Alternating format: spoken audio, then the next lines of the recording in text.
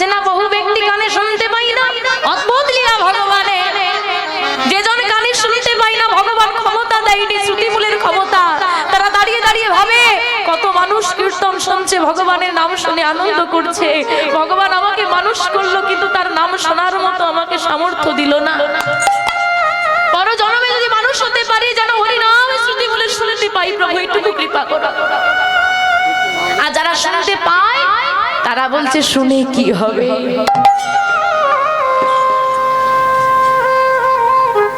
তাই বলছি মা, কি পাবো চিন্তা পরে করবে, আগে চিন্তা করো কি পাওনি। কি পাওনি সবই তো তারই দেওয়া। এই জগতে আমার বলে আছে কি? অনেকের প্রশ্ন হরি নাম করে কি হবে, আমি বলি নিঃশ্বাস নিয়ে কি হবে, নিঃশ্বাস নেওয়াটা আগে বন্ধ কর। বুঝতে পারছো? হরি নাম করে কি হবে? তা যার নাম করবি অক্সিজেনটা তো তার দেওয়া, বিনা পয়সায় নিচ্ছিস তো। যদি কেউ অসুস্থ হয়ে নার্সিং হোমের বেডে শুয়ে থাকে, তাকে অক্সিজেন মাস্ক দেওয়া হয় না? জিজ্ঞেস করবে ঘন্টা হিসেবে পয়সা নেই, কত ঘন্টা চললো টাইম লিখে রাখে।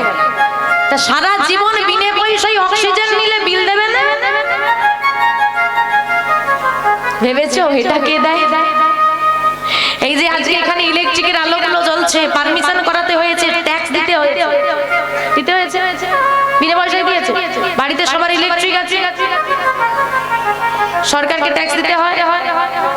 ইলেকট্রিক বিল দাও তো, সরকারকে ট্যাক্স দিতে হচ্ছে তো। যদি বিল না দাও, ট্যাক্স না দাও, কি হবে?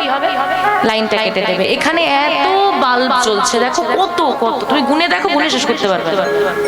তবে এইটুকু জায়গা আলো হয়েছে, তাও দেখো বাইরেটা বেরিয়ে দেখো এত আলো, তারপরে ওই দিকটা অন্ধকার। কি করতে পেরেছে এত বাল্ব? এইটুকু জায়গা আলো করার ক্ষমতা নেই যার ভালো করে। আমার গোবিন্দ একটা বাল্ব লাগিয়ে রেখেছে, সারা জগৎ আলো হয়ে গেছে। তাই আর তুমি তোমার ঘরে ইলেকট্রিক আছে, ট্যাক্স না দিলে লাইন কেটে দিবে, ভয়ে ট্যাক্স দিচ্ছ। আর আমার ভগবানের ইলেকট্রিকটা সারা জীবন ব্যবহার করলেও তো লাইন কাটার ব্যবস্থা চালু করেন, তাই আর ট্যাক্স দেওয়ার কথা কারোর মনে নেই। তারপরেও জিজ্ঞেস করি কি পাবো? ভগবানের কাছে হয় চাইতে আর না হয় অভিযোগ জানাতে গিয়ে চোখের জল ফেলেছি। শোনো, ভগবানের কৃপা হবে, ভগবানের কৃপা হবে। কোন চোখের জলে জানো? যেদিন আনন্দে গোবিন্দের নাম গাইতে গাইতে, যেদিন আনন্দে শরীরে তোমার আনন্দ থাকবে, ব্যাধির জ্বালা থাকবে না, ভগবানের কাছে চাওয়ার মতো কিছু থাকবে না, জানানোর মতো অভিযোগ থাকবে না। কৃষ্ণ বলতে গিয়ে, কৃষ্ণ শুনতে গিয়ে, কৃষ্ণ দর্শন করতে গিয়ে যদি চোখে জল এসে যায়, জানবে গোবিন্দের কৃপা হয়ে গেছে। তাই বলছে যখন তোমার মধ্যে আনন্দ থাকবে, হরি হরি বলিতে নয়নে বহেনি, সেই সময় যদি চোখে জল আসবে, জানবে গৌর কৃপা হয়ে গেছে। এখানে সবাই আমরা কোনো না কোনো সাংসারিক দুঃখ নিয়ে ব্যস্ত, সবাই জ্বলছি, তার ব্যতীত কেউ নেই। পদকর্তা তুলসী দাস বললেন, এই 4টে লাইন তিনি লিখলেন আর বললেন, এই 4টে লাইন যদি কেউ বুঝে নিতে পারে বাবা, তার জীবনের দুঃখ অর্ধেক কমে যাবে। কত সুন্দর কথাটা বলছে, दुख में सब हरि भजे तो सुख में भजे को, सुख में अगर हरि भजे तो दुख कहाँ से हो। কি সুন্দর কথা, বুঝতে পেরেছো? বুঝতে পারো না? দুঃখ মে সব হরি ভজে, তো দুঃখে তো সবাই হরি ভজে। ঠেলাই পড়লে বিড়াল গাছে ওঠে, সবাই আমরা জানি, ঠেলাই পড়লে তবে ওঠে। দুঃখ হলে সবাই হরি ভজে। সুখ মে ভজে কো, সুখে কে ভজন সাধন করে।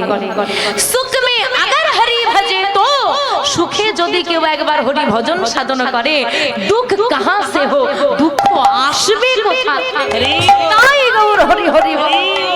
কিন্তু মা আমরা পারি না, আমরা সেই সংসারের জ্বালায় কিছু হোক বা নাই হোক, ভগবানের কাছে মন্দিরে গিয়ে প্রণাম করে বলবো সবাইকে ভালো, সেই চাওয়া। সবাইকে ভালো রাখতে গিয়ে, সবাইকে ভালো রাখার মালিক ভালো আছে কিনা কেউ আর খোঁজ নেয়।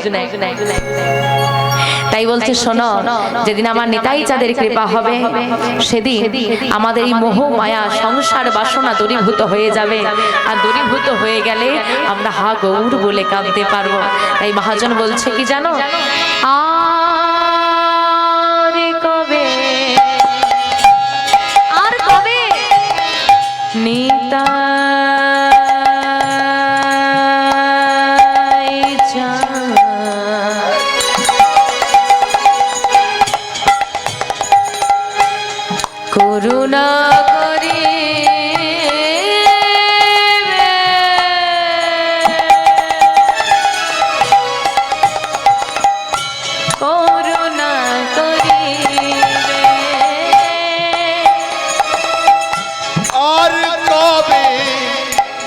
নিতাই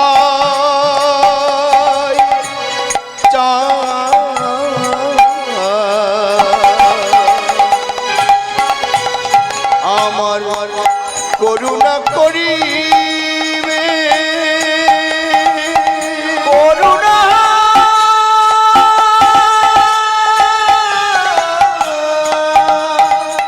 করুণা করিবে সংসার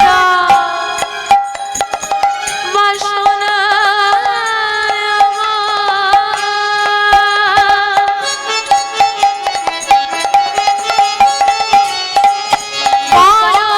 কবে তুচ্ছ হবে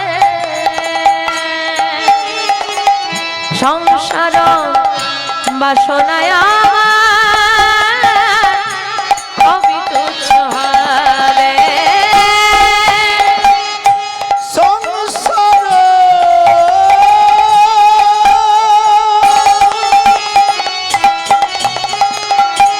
বাসনা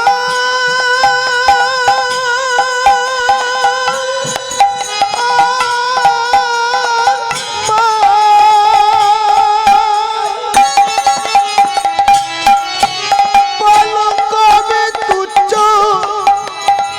হবে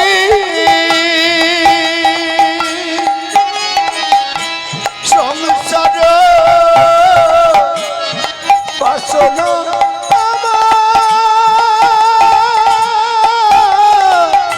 কবে তুচ্ছ হবে আর কবে নিতাই চায় করুণা করিবে করুণা করিবে আর কবে নিতাই চাঁদ করুণা করিবে করুণা করিবে আর কবে নিতাই চাঁদ করুণা করিবে করুণা করিবে আর একবার যদি নিতাই চাঁদের করুণা হয়ে যায় আমাদের কি হবে জানো বিষয় ছাড়িয়া কবে শুদ্ধ হবে মন বিষয় ছাড়িয়া কবে শুদ্ধ হবে মন বিষয় ছাড়িয়া কবে শুদ্ধ হবে মন বিষয় ছাড়িয়া কবে শুদ্ধ হবে মন কবে হবে রবসী মধুর বৃন্দাবন কবে हम হেরি বসি মধুর বৃন্দাবন কবে হবে রবসী মধুর বৃন্দাবন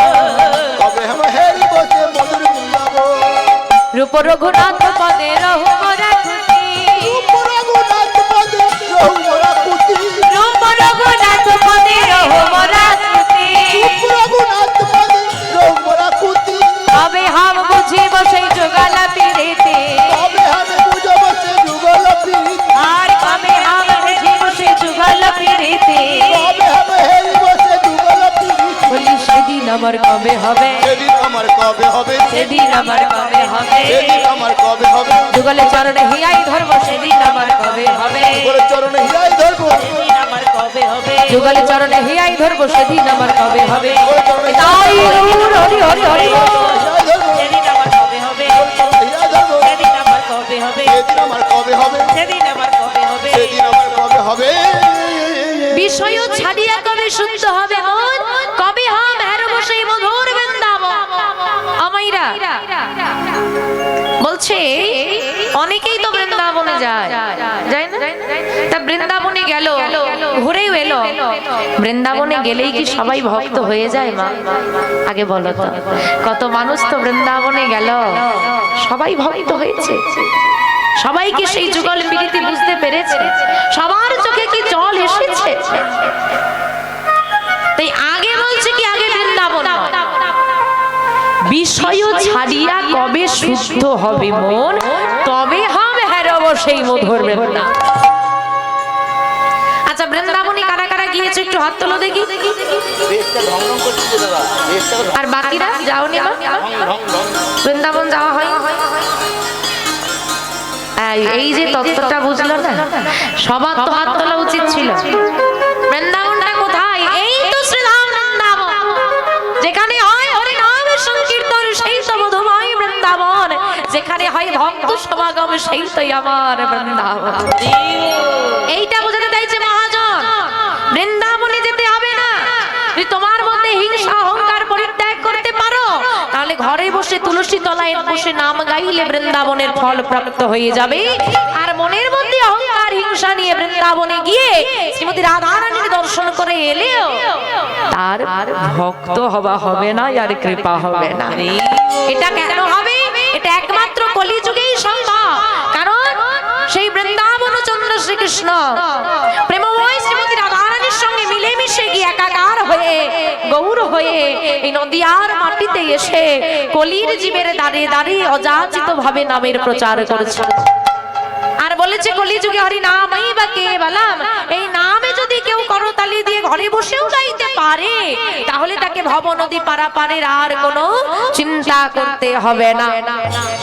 কলির জীবের দরজায় দরজায় গিয়ে অযাচিত ভাবে হাতে ধরে পায়ে ধরে বলছে, কি গো দূরে দাঁড়িয়ে আছে কেন? ধরলা ধরলা। ভেবে দেখেছো মা, এই যে সবাই মিলে আমরা হরিবাসরে বসে কত আনন্দ করছি, আমার যদি গৌনিতাই গৌর না আসতো পেতাম। এই যে আমি এসেছি আজ এখানে, এই যে এত সুন্দর ফুলের মালাটা গলায় পরিয়ে দিল কমিটির বাবারা, কত সুন্দর করে আমি কোথায় থাকবো, কি আমরা কি সেবা করব, কিভাবে আমরা অনুষ্ঠানটা শুরু করব, কত আয়োজন। তা এই যে সম্মানটা ওনারা আমায় দিলেন, একটা সুন্দর স্মারক হাতে তুলে দিলেন, আজকে আমি এলাম, আমাকে সম্মানটা দিল। ধরো দুদিন পর এখানে একটু ঘুরতে এলাম, ভালো লেগেছে, কাছাকাছি বাড়ি, সেদিন কি আমাকে এভাবেই সম্মান দেবে? কেন দেবে না? এটা আমার প্রশ্ন আছে, কেন দেবে না? তাহলে আজকে দিলে না? সম্মানটা আমার নয়, সম্মানটা আমাদের নয়। আমরা যে নামকে আশ্রয় করে এসেছি, এটা হলো সেই নামের সম্মান। তাই এই সম্মানটা আমার বাবা যোগ্যতা নেই, এই সম্মানটা আমার গ্রহণ করার যোগ্যতা নেই, কিন্তু তবুও আমার কপালে হয়ে গেল, এই অধমার ভাগ্যে হলো আমার নিতাই গৌর নামটাই আনলো। যেটা আমার কপালে হওয়ার নয় সেটাও আমাদের কপালে হলো। তাই বলছি সবাই মিলে একবার বলো তো, জয় জয় চৈতন্য মহাপ্রভু কি। আর একটু জোরে হবে কি? হবে। এভাবে লোড, যেভাবে লো ভোল্টেজে তোমরা হাঁটছো না, একটু পরে আর কাউকে খুঁজে পাওয়া যাবে না, সব যে যার ঘুমিয়ে পড়বে। তারপরে যেভাবে সব গায়ে গায়ে বসেছে, দেখি মায়েরা একটু জোরে জয়ের ধ্বনি দেবে, দেবে তো জোরে? ভালো কোনো তো জোরে দেবে তো? না না, বেশি জোরে দিও না, গলায় কষ্ট হবে।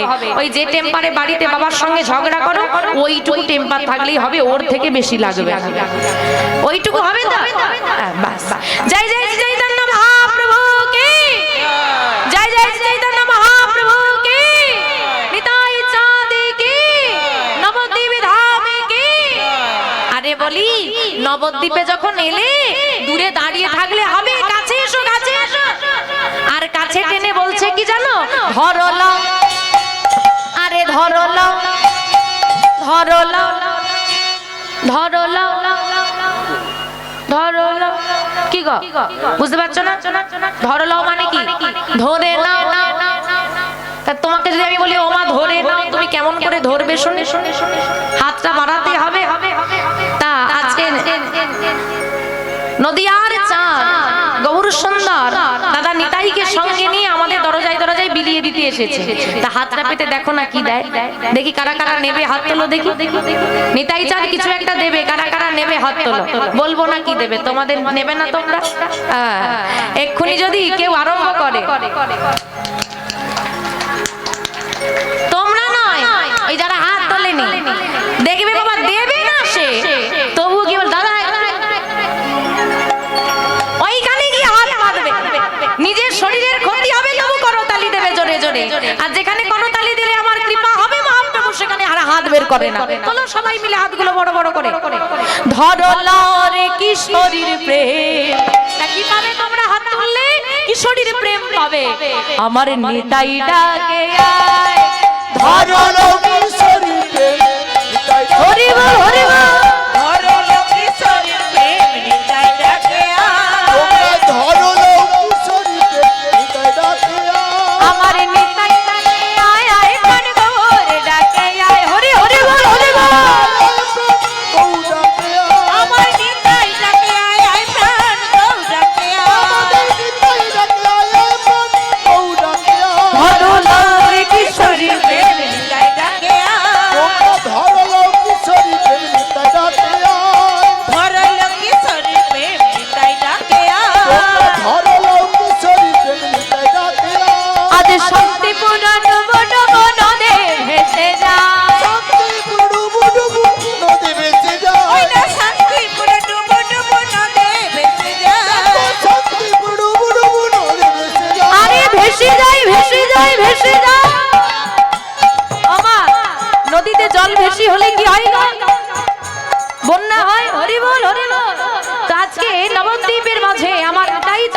যখন কিশোরীর প্রেম আনলো বৃন্দাবন থেকে, রাধারানীর প্রেমধন আনলেন, এত প্রেমধন আনলেন শান্তিপুরকে ডুবিয়ে দিলেন।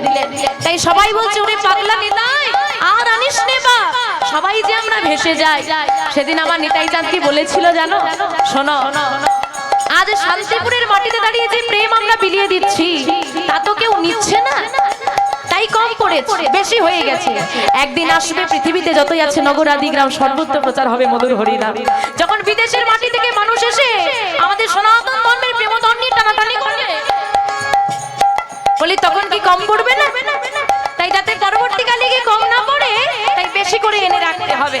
বলে এত আনবি এনে রাখবি কোথায়, শব্দ ভেসে গেল, শান্তিপুর ডুবে গেল। আর নদীতে জল বেশি হয়ে গেলে কি হয়? বাঁধ ভেঙে যায় আর কুল ভেঙে গিয়ে বন্যা হয়। আজকে কি হলো জানো?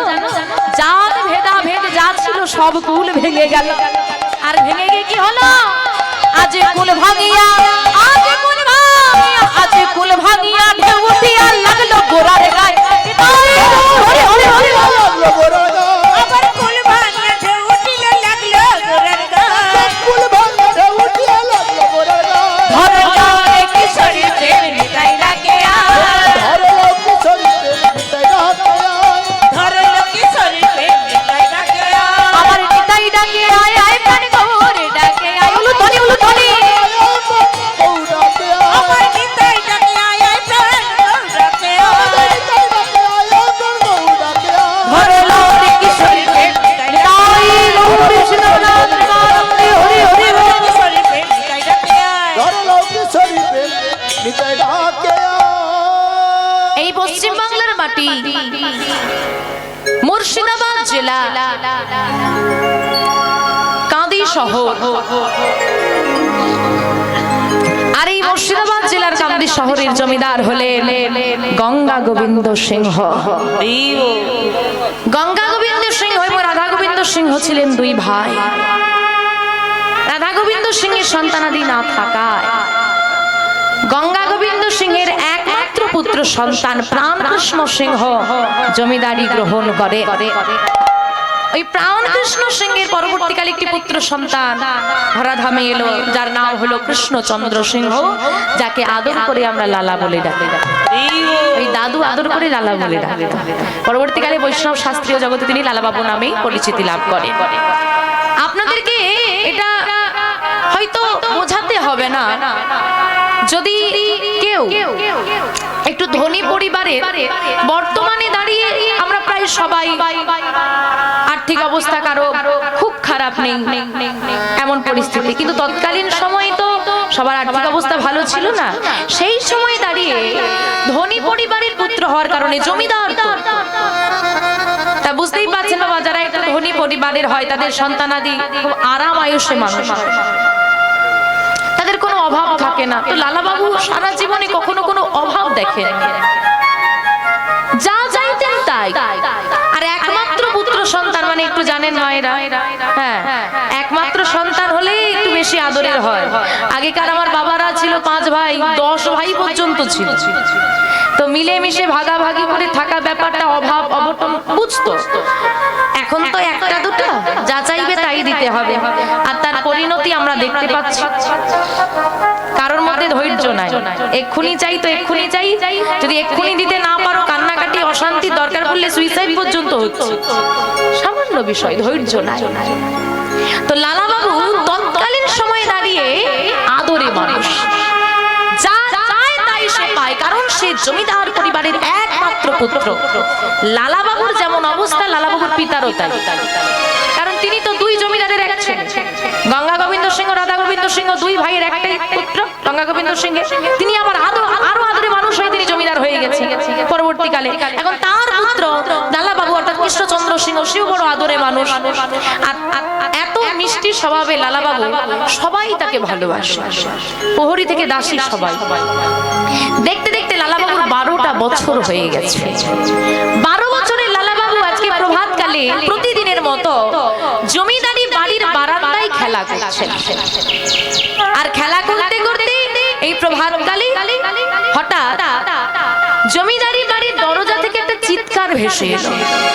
কেউ খুব চিৎকার করে বলছে, বাবু বাবু গো